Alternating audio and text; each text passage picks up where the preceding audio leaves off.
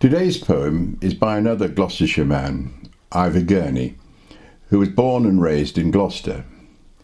His life was ultimately tragic, scarred in the mind, as were most of the people who fought in the trenches. He suffered serious breakdowns periodically throughout his life and ended his days in psychiatric hospitals. He was 47 when he died of tuberculosis and was buried near Gloucester at Twigworth.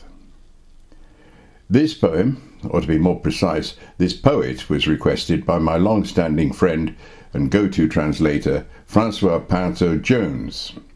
She remembers hearing a Gurney poem which mentions Framelode, which is where he lived.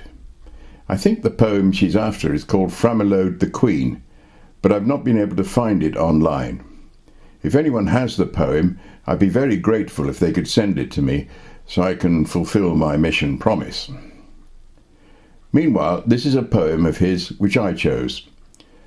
Though written in 1917, before the end of the war, it describes the appalling fate which, throughout history, has befallen returning soldiers, especially those maimed mentally or bodily, dispatched in parades by cheering crowds, only to return to be dispossessed and shunned as pariah. By 1917, the country may well have had many grievously wounded, mentally damaged soldiers seeking ways to survive, often taking menial jobs and being regarded as a burden. It could also be that Gurney had witnessed how badly soldiers who had fought in the Boer War had suffered in its aftermath.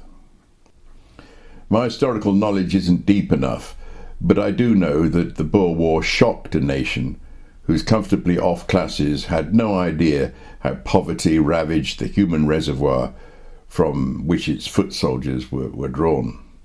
The prevalence of rickets and malnourishment, and the multiple diseases that lack of sanitation and overcrowding embedded, and which ultimately blighted the effectiveness of its cannon fodder and allowed them to be outperformed by healthier, more resilient Dutch farmers.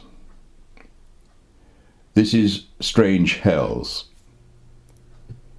There are strange hells within the minds war made, not so often, not so humiliating afraid as one would have expected.